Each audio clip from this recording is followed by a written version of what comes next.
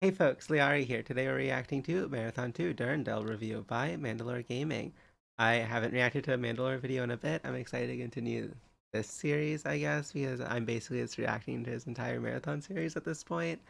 Yeah, let's go. Frog Blast Event Card! Ah!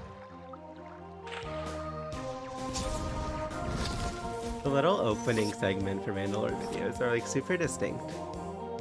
When Marathon came out, it received strong sales and good reviews. Even with the level design looking like a madman's scrawlings and the story given to you like a Turkish ice cream vendor, a sequel was still inevitable. The Mac had its killer FPS, so the next year, Marathon 2 Durandal arrived. This one also got a Windows port the next year, but like last time, Aleph 1 is the way to go again. It has all the same good fixes and tweaks from the first game, so I won't reiterate all of those. What's interesting this time around is that while it does have the HUD from the original game, it defaults to using one from an Xbox Live Arcade port of it. I had people tell me they thought they played the first game on the 360, but that's all due to the title. That was Marathon 2, and it came with some strange looking sprites. Aleph 1 doesn't include those by default, so there's not much backstory to cover this round. Starting the game up is where things get strange. I mean, yeah, Marathon 1 had a weird opening, but you're in for a loop.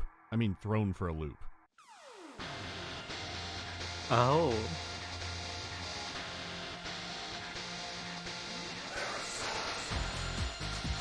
It's a banger.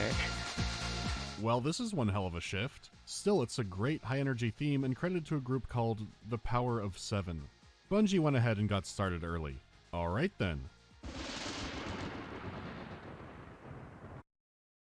Let's go! Oh Jesus, why are we... Wait. Things have shifted again.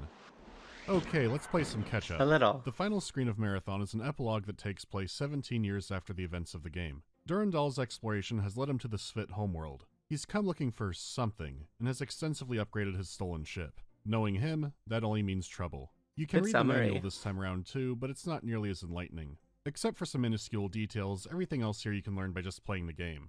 There is a brief first-person passage, but that just amounts to you've been in stasis for 17 years, you're being sent down to fight, and you're not sure why. The intro itself gives you a good job of that experience already. There are no huge callbacks or reveals based entirely off you reading the manual, so keeping everything in-game is a definite improvement. You are given a lot to chew on last round, and what answers you might want won't be coming right out of the gate. Really, this is the calm before the cyclone. For now, all you know is that you're invading a planet. So how about the graphics? Looking at it now, it's crazy how fast games are advancing visually back It does then. look so For coming cool out less compared than to... a year after Marathon. Like, I kind of remember what Marathon looked like and what Pathways into Darkness looked like. This is definitely, like, all that detail. Oh my god. Okay, I'm excited. The visual upgrade is impressive. The spaces are larger, more Ooh. colorful, and can be downright bizarre. Even within their limits, the environments sure fit the bill of an alien world. Each level is visually distinct, and the cramped labyrinth aspect is almost entirely gone. There are still maps you can get lost on, but they're intricate in a good way. You're free to roam around and explore, and the maps feel more plausible as places. There are significantly less awkward navigation areas, and all the new textures and use of color add so much variety to the game. That's not to say there are no areas that can be frustrating, but there is nothing that comes close to Colony Ship for Sale cheap. That map came from hell. Again, a marathon level looking too samey or being too cramped isn't the full story. Like you can see here, there was a healthy amount of 5-dimensional, mind-breaking, physics-warping nightmare. Any maze logic you had could and would be tossed out the airlock. Those situations are way more rare now, though things can still get dizzy. That said, I do miss some of the darkness that Marathon 1 could have, and you never get the pitch black experience here. It's still a vast improvement over the previous game, and Marathon Infinity will more than make up for it. That said, while they solved Marathon's biggest visual issue, everything else got an overhaul as well. All of the weapons are in new higher resolutions, and the aliens as well, though sadly not all of the 4 made it into 2. A few of the aliens got redesigns here and there, and the changes to them and the weapons didn't happen in a vacuum. The 4 here are from a different battle group, and being sent to the Svit homeworld is seen as a punishment detail. As for the weapons, Durandal and the compilers have been devising new ones over the years. They also need to be mass-produced, so Durandal can't get too crazy with them yet. A lot of games don't bother to or need to explain things like this, but it's nice to see Marathon continue to go the distance. Last but not least is all the new chapter screens made by artist Craig Mullins. The simple comic book chapters from before have been replaced with darker, grittier images more focused on realism. Now, usually when you hear that, it's typically not good, but the new art blows the old stuff away completely. It adds a kind of depth and mysticism to everything that fits the series way better. When it comes to millennia-long conspiracies and coups, this wasn't quite doing it. This has aged like wine. He also may have done a Pathways into Darkness image for some reason. It's a huge graphical makeover for such a short time, but wait until you hear the music.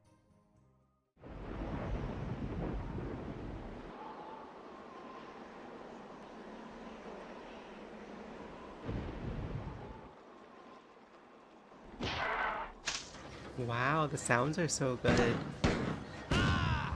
Unfortunately, you heard all the music already. Oh, wait, that's the mute. This is an odd situation, since even if you didn't like the first game's soundtrack, it was definitely distinct. Well, the sequel would use no music in the name of immersion and atmosphere. I don't know, the game has plenty of immersion already. Like, the sounds sounded nice, like the effects, but oh my, I didn't realize that was literally all the music. That's crazy. The exact quote was something like, "It wasn't realistic for Marathon, the ship, to have music playing over the loudspeakers on it. I'll find it again soon." Instead, they were only going to use ambient sound and effects. This is an ambitious choice for Music's 1995. so cool. The fatal flaw being, it sounds like it's from 1995. Like, having ambient positional audio is a really cool step. And while there are some great moods, you can really tell how limited they were by their tools and their resources. Like, you might hear a sound effect that suddenly has a hard cut to it. Maybe it got corrupted. Maybe the source file. If I tell you I have a dog here, you might not believe me. Isn't that right, boy?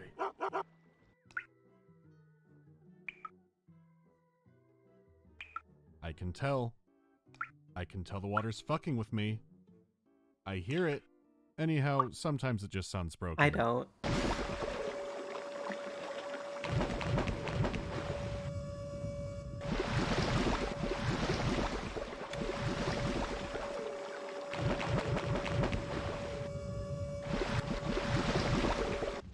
Okay, yeah, you need music. I know it's supposed to be an alarm, but it sounds like giving CPR to Major Lazer. If it had music on top of it, I might not have noticed a lot of wonky effects, but that's all you have to listen to. I would have gladly taken a new soundtrack over the, pure artisan ambience of this time. There have been attempts by fans to create music for the game, which they've released soundtracks for. That's neat. You do have to play them separately from the game, but you might find some winners in there. So I'll pin one of those in the comments too if you're interested.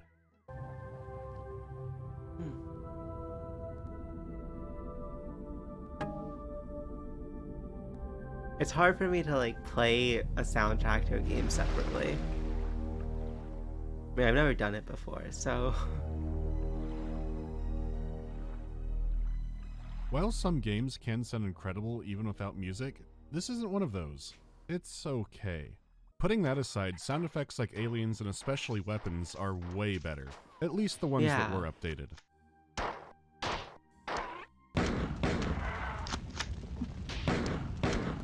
It does suck to miss out on new music, but Marathon 2 has plenty else to offer. When my ship still answered to the Four, they called it Sfiera, after their goddess of lightning and passion. When you helped us take control on Tau Ceti, the Svit rechristened it Nar-Alar, freedom and vengeance. I call it Boomer. The Svit homeworld of Loan is an unusual place, and with it comes plenty of new shakeups and challenges. For starters, your arsenal has been slightly modified. For one, you can finally use dual fists. In the first game, melee was mainly good for hitting buttons, but if you got the right momentum, you could pull off a good hit. Here, fisting is more of a lifesaver. Marathon 2 puts that breath meter to use as there are water sections all over the place. Sometimes they're brief little shortcuts, but sometimes, yes, there is a water maze. Previously, if you had no air, that meant whipping out the Zeus energy pistol since you were in a vacuum. Now if you have no air, it's because you're clearly underwater. Trying to use the Zeus here will only zap yourself. This means when you're fighting primordial slime people in their underwater Costco parking lot, all you've got are your trusty 1-2s. These new enemies are called the Flicta, and they're not part of the Four. If anything, they seem to hate the Four even more than you do. You learn more about them not through any AI buddy computer, but through alien computers. Durandal has picked up translating a lot of the language, which has passed over to you. It turns out the Flicta aren't a brand new race, but a genetic ancestor of the Svit, which is wild. They don't eat, but instead absorb the goo around them. They can live in extreme conditions doing this, and the Four have no clue how they do it. For you, this means every time you take a dip, there's a coin flip's chance that a galactic Fred Flintstone will come shambling around the corner, ready to throw down after you dared to play in their sewage. Swimming already has some awkwardness to it, and underwater fistfights are about as smooth as you'd imagine. But it's not bad, which is kind of shocking. What is bad is when the water's at a depth that's in the twilight zone between standing and swimming. Some levels have a cool addition where the water levels can rise and fall in real time, so it does play around with making you change up fighting mindsets, but it still comes across as awkward. I guess it's funny because it sounds like it could be a disaster on paper, but playing it, it's just kind of strange. Like, you still need to hunt around to find oxygen recharge stations or items, but the better level design, combined with actually being able to see where there's no air, still keeps the game feeling fun and not torture frustrating. There's still some jank, but it doesn't feel anything like the MK Ultra experiments that could happen before. It looks the like alien gun has been turned into. It looks like a more modern game. Like, I feel like these segments, I can see more how the evolution of gaming now. What am I saying? Like, Marathon 1 was a bunch of, like, closed corridors and stuff, whereas this feels more open. To a fireball launcher instead of whatever kind of machine gun thing it was like. It also comes with 2 alt-fire modes for laying down 2 or even 3 barrels of pain. The only new weapon is a shotgun. At first that seems mundane until you notice the Terminator 2 flip reload, which is a very good clue that you're about to experience one of the best shotguns in video games.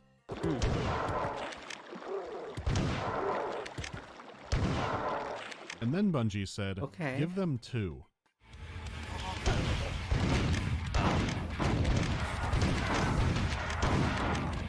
I can appreciate this.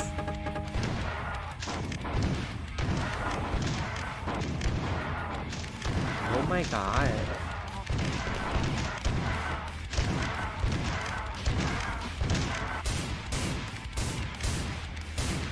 The speed and insanity of the reloads, the way it lights up the room like the sun. These So things melt your enemies cool. down, and you're only held back by the range and the limited ammo. You can initiate incredibly aggressive with them, but failing that, they're a perfect backup weapon for close encounters. You'll never find enough ammo to fully satisfy the bloodlust, which is what keeps it feeling fresh and cool. Sometimes Durandal smiles on you and will start teleporting in tons of shells if he really needs something cleaned up. Then it becomes a few minutes of an absolute murder blitz, but it never runs too long. It's paced out so it never gets old, and you're always happy to find more ammo. It's an amazing, satisfying weapon, but doesn't shake the balance too hard. I'm a sucker for a good shotgun, and especially 2 at once. I've got my eye on you, Trepang, too.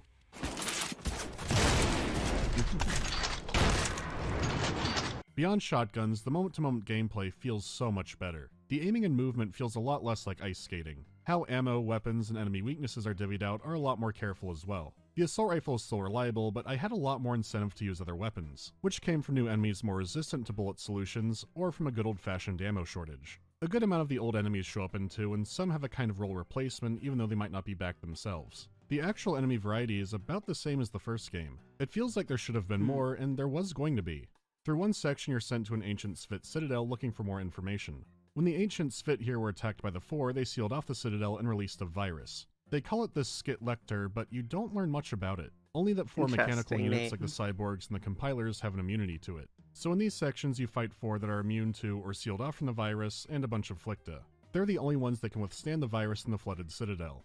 Originally there was going to be something much different in the citadel. The Skit Lector would be a fungal virus that would turn your enemies into undead parasitic zombies. This would be a big shakeup in how you played these levels, but ultimately they were cut. Good riddance too, since these areas had enough flood already. Still, the variety isn't a huge issue, but there are some annoyances later on. Like, the mazes are greatly cut down, but the spirit of the maze is still among us. There are a few times where squads of enemies will be teleported directly on top of you or directly behind you in a cramped hallway. This in itself isn't always a bad thing, it's more the frequency which they start doing it. The maps no longer have as many corners to hide bad guys around, so just drop them all in. I've had enemies directly teleport in the same space I'm in, which I haven't seen in another game before. It would be unfair, but I almost wish that made me violently explode. It seems like they hadn't quite gotten down how to place everybody, or just want to make backtracking more interesting. Other than that, really, the game is much more straightforward. The act of navigating the map, where the secrets are, and the story itself. Though again, that's in comparison to the original game, which I haven't even gotten into the most cryptic parts of yet. We're still not ready to get into that. There's still a good amount to cycle through, so if you don't want spoilers, go to here. I guess it's a little late to fix that now. I can barely tolerate humans. Slow, stupid, and irritating. Their only contribution to my existence was the chance discovery that made my rampancy possible. Yet I warned Sol of its impending invasion, and even stayed long enough to show the UESG how to build warp-capable fusion missiles. I feel some strange loyalty to humanity. Perhaps it is because I feel comfortable manipulating humans that I desire to save them. My feelings and thoughts constantly migrate to binary opposites. While Marathon 1 is really Durandal's game, Wait, and 2 he's I taken want to over read the the title. other image he showed. At least a little. Boomer is crawling with former colonists newly awakened from stasis. Oh, wait, that's the full thing, just with the image next to it. I'm a genius, by the way. Binary opposites. While Marathon 1 is really Durandal's game, and 2 he's taken over the title. It's ironic this time, since 2 gives you a greater glimpse of the setting. While the Svit homeworld of Lowan is a backwater desert now, That's it so used to be cool. a vibrant swamp world. The Svit themselves have a lot of intrigue to their origin. Previously to the Four arriving, they are made up of 11 different clans. 10 of these were destroyed or enslaved by the Four. Legend says the mysterious 11th clan escaped and has been developing for a millennia. Defeating the Four and finding new technology all fits into the grand plan. So you and the Bobs are here to wipe out the garrison and collect more information on the Svit. 4 Battle Group 7 reinforcements are on the way. Better hurry. The Svit themselves look to be genetically malleable creatures. The compilers here are different from the ones in the scout ship and are actively trying to not fight you, though this has limited success. You do meet one who wants you to destroy their physical body. He refers to all of the compilers as the body and that you must seek the royalty mind. Somehow bringing the 11th clan back will free all the Svit across the Empire. There have been measures put in place for this to happen. The compilers, the Flicta, and other kinds of Svit are extremely different physically. Their ancient citadel reveals more about their origin of life. When the ancient Svit who fought the Four dissected their enemy, they were surprised to find no cybernetics. These strange aliens could survive with only their meat. Until this point, all Svit science concluded that sentience came from cybernetics, working symbiotically with the organic bits. A Svit birth was half miracle of life and half GPU installation. One of their creation myths is that they were servants of Euro and Pythia, so this gives credence that their entire race was created or uplifted to be servants. The Flicta may appear to be basically feral, but there's some irony here too. Back in the good old days, the Svit used the Flicta to maintain their machinery and basically be a subservient pet. In reality, the Svit could have been uplifted from them to serve a greater power. So then who the hell were Euro and Pythia? As you go through the aliens, Durandal is going through his own personal developments. Years of murder hoboing across the void have made him more introspective. While you were sleeping, the Four returned and murdered the entire Tau Ceti colony, along with all the Mjolnir cyborgs. Durandal admits it was all his fault in his quest for freedom, but in the long run it should help humanity out. Earth has been contacted, warned, and given a significant technology boost. The events have given humanity a chance rather than the one-sided fight that took place on Lowan. While the goals do appear to just happen to line up, Durandal's attachment to his creators is something he's still grappling with. Though his old tendencies are still there and we do learn what happened to Strauss. What fun to watch you work. Bernard was scared of you. He never dreamed of using you the way that I do. What a fool. That was before I could talk back to him, when he would have crushed me if he'd known of my growth. I wish that I had made him experience the humiliation that he inflicted on me. But he died before I got the chance. While the garrison wasn't at full strength, he's also figured out why there were more Four there at all. The Four have found Tycho, and Tycho worked with them while they sacked Tau Ceti. When Tycho said, "May the best intelligence win," he meant it. AIs that once ran a single ship are now effectively running an intergalactic war, giving what advantages they can to the side they picked for the moment. The search for ancient Svit records is getting dire. Not only will Battle Group 7 include Tycho, but also 4 Admiral Fear. Durandal calls him a brilliant strategist, and outright admits that if he's with the fleet, he will not win against them. Hearing that from someone that arrogant is pretty dire. After a healthy amount of exploring, you uncover the broad strokes of the Svit creation myth. In primordial space, timeless creatures made waves. These waves created us and the others. Waves were the battles, and the battles were waves. The waves. The tides. Fleeing Ulwark and Kakantur, Euro and Pythia settled upon Lowan. They brought the Svit, servants who began to shape the deserts of Lowan into marsh and sea, rivers and forests. They made sisters for Lowan to protect and maintain the paradise. So this is not actually the Svit homeworld. Every creature was just brought here, including the moons who were also created or just appeared here. When the work in Kakantur came, Pythia was killed, and Euro, in anger, flung the work in Kakantur into the sun. The sun burned them, but they swam on its surface. Euro became an angry master, bleeding for his failure, grieving for the loss of Pythia. He broke the Svit into 11 clans and spread them over to Lowan. And he spoke, yet covered in blood from his exertion. "I, Euro, who was your master, have failed to preserve you. Take your royalty to guide you, and live upon the paradise that you built for me." As a creation myth, it explains, here's why things are the way they are, pretty nicely. Taken literally, it means that all of the Svit are a terraforming slave race that no longer has a master. The 11th clan is a higher caste that can just exert control over the others. Another myth includes that Euro personally named all of the clans before checking out. The main ravaging of Lowan wasn't done by the Four, but by a Svit civil war. The 11th clan, called the Svitkar, were fed up with the whole thing and retreated to one of the moons, Kalia. After 1,000 years, the all-powerful Euro sent Kalia out to the stars. Oh. Lawan is missing a moon. The Svitkar joyrode a moon out of the system. You are deep in the bunkers below the Citadel at this point, and meanwhile in orbit, true to his thought, the 4 fleet has won the engagement. They're on their way to capture Boomer since it managed to brutalize the fleet before being crippled. Today I have forced the 4 Naval Academy to update its curriculum. The 3rd battle for Beta Terre must be dropped from the 7 great battles which every aspiring 4 naval officer must memorize and replaced with the humbling of Battle Group 7 at Lowan. You're brought aboard Boomer to fight off the invaders, but it's too little too late. Even with you and the crew mowing down hordes of boarders, it's not enough. Tycho is here and actively devouring the other AI. Oh. Someone's after you personally. 1 word, 2 syllables, rhymes with psych. You must destroy my core logic centers. The 4 won't make a mockery of me like they did with Lyra. They're going to turn me into a crypto server. Kill them! That seems really good. A mess of gibberish and sevens, and downloaded into a 4-container unit by Tycho.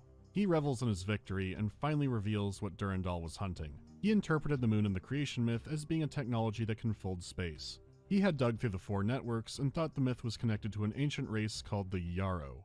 Euro is not a person. Euro's not even Euro. Euro is Yarrow, the entire race. 4 technology is based off them, but the 4 think they vanished millions of years ago. But if that's the case, then how did they talk to Bill Clinton? Sorry, I hope you saw the Pathways into Darkness video. I did. Whatever the 4 can't figure out of there is that. they break. The Yarrow left outposts and facilities all over the galaxy, and they seem to have had the power to teleport planets or anything else wherever they wanted. Through the ages, they've warred the eldritch gods called the Workin Kakanter. The go-to plan for them seems to be teleporting them into a nearby star. Things are now more clear. In Pathways, the god that impacted the Earth and wiped out the dinosaurs was clearly a Workin Kakanter. The Yarrow are coming to chuck its ass into the sun to either kill or imprison it. The ooze enemy the dead god dreams up are just a corrupted version of the Flicta, one of many versions of love the that enemy. The Yarrow They were have so used cool. as a worker race, right down to them essentially being made of the ooze they absorb. As for Durandal, learning how to fold space is a good step in escaping the end of the universe. Unfortunately, he just essentially died and told you to link up with a crewmate named Robert Blake. So a Bob named Bob Blake. I'll be real, I'm going to skip most of the Bob arc. He says that he and the boys are happy to control their own destiny now that Durandal is dead. But before he died, he began steps in activating an ancient Yarrow AI that was left on Lawan. Its name is Thoth, and you need to finish activating it. So you do. Except now you're receiving cryptic messages from him. Durandal warning about it. Thoth is only concerned with maintaining balance, and that could be a problem. Thoth may speak in fragments, but already seems to be aware of the entire situation. Regardless, the Svitkar have been contacted and will soon arrive. Thoth is an interesting name for many very Egyptian reasons, but the Yarrow hologram on Earth introduced itself as Ryu Tough. So the Yarrow could be long gone, but kept some machines behind to keep up the fight. This section also has one of the strangest terminals in the game, and it's not clear who it's from. Possibly your own cybernetic brain. It's dense and garbled up, but very noteworthy once you separate it out. I have been Roland, Beowulf, Achilles, Gilgamesh. I have been called 100 names, and will be called 1,000 more before the world goes dim and cold. I am hero. Or maybe I am a hero. This alone could be a kind of meta call-out for the player. But taken only in the setting, it implies that your character is a reincarnated hero, a great warrior who emerges when shit is really hitting the fan. Having a declaration for it is weird, but it might have been instigated by something that's about to happen. It's basically saying, even if I'm wiped, I'll be back. Off topic, but was this conversation in Halo kind of strange? But you already knew that. I mean, how couldn't you? Left out that little detail, did he? We have followed outbreak containment procedure to the letter. You were with me each step of the way as we managed this crisis. Chief, I'm picking up movement. Why would you hesitate to do what you've already done? We need to go right now. Last time you asked me, if it were my choice, would I do it? Having had considerable time to ponder your query, my answer has not changed. There is no choice. We must activate the ring. There's even more to this, but that's best saved for another day. You have a lot of friends showing up now. I'm back. I have subverted the largest 4 ship in the system, the battleship Kaviva, and I am making the rest of their fleet drink vacuum. The Svitkar have arrived, and they are enraged. Add another tally to the bizarre forms the Svit can take. It's similar to the Sphit rebellion from before, but instead heralds one happening across the galaxy. Tycho ends up obliterated by the best intelligence. Your final battle actually isn't too consequential. The 4 723rd Armored Division got stranded and you're going there to wipe them out. One final embarrassment for the aliens. Durandal, Durandana. Charlemagne always used to call me Durandana, the fruitcake. All the many implements of war to him were in some way feminine. Not that you know the story. Tycho never got it right either, especially the part about Roland breaking me. He couldn't. No one can. I have rechristened the Cafiva the Rosinante. Of course, the Sphit wanted to name it Cleonarl, Vengeance of Clea. Whatever. There is much to do in the next few months, and our first stop will be another ruined world, this time far from the galactic core. There is a rogue star that has been passing through our galaxy for nearly a millennia. We will meet it in one of the great voids between the spiral arms. The battle is won, but the Lowan system is doomed. The 4's final weapon is one of Yarrow origin that sends a star supernova early. I don't know, wasn't there something important about that star? The ending slide is an epilogue 10,000 years later. The Sphit and humans defeated the 4, but that's all a distant memory now. Durandal rolls by in a Yarrow dreadnought to say hi. After all that time, he wanted to make sure that humanity didn't forget him. Other characters have their own wrap-ups too, but nothing really worth covering here. While there are some enticing mysteries and some interesting underlying details, the story is over here. It's completely over, and where things go from here is where it starts to get weird. The original Marathon is kind of hard to recommend, but Marathon 2 might be worth checking out if you like these kinds of games. This actually seems kind of neat. There's a solid amount of fun to be had, and it won't drive you as insane trying to figure out the story. The secret credits section even calls colony ship for sale a grievous sin. There's also something about skies in Chicago. There's not, like, more cryptic story shit there, is there? Oh no. Oh no.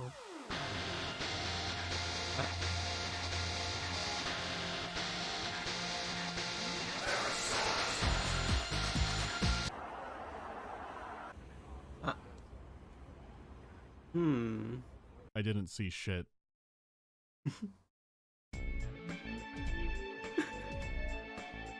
Fantastic.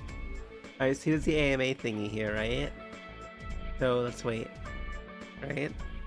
If I could pull a game from development hell and make it release for better or worse, what would it be? My reflex answer is the Aliens RPG that Obsidian was making. I don't know if it would be very good, but that would be interesting. How do I pronounce Hydra? I feel like, do I have any, like, I mean, Vampire the Masquerade Bloodlines 2 is like an easy one. I haven't even played that game that much, but I haven't beat Bloodlines 1, I mean, but I feel like there's another game that's on the tip of my tongue, but given that I can't remember, I'm just gonna pause the video. Curiosity. How many games has EA killed for me? I mean, just off the top of my head, I can think of 5 immediately. I'm not sure how I would count a franchise death either, like the series stops or all the games that come after it are just horrible. Favorite Ace Combat title? Definitely 4 Shattered Skies, but there are also a lot of nostalgia points there too. I might feel differently going through some again now. How long do you have before I stop taking questions from when I make a post asking for questions? Well, that one fit the time frame. Do I suffer from any allergies? Just seasonal pollen kind of stuff. There's nothing I know of that'll shrivel up and die if I touch or inhale or anything like that. I actually do need to get tested for bee allergies because I've been stung by wasps and bitten by all kinds of insects, but never bees. If I had a place that actually had space on it, I would love to get into beekeeping, so that's kind of on a to-do list. What's the farthest I've been from home? That's cute. I think Germany, but I'd have to check the other directions. I'd like to visit Poland and a few other places when things are more in order. Okay. Where does he live? That's it for now. Feeling lost? You just need a little faith.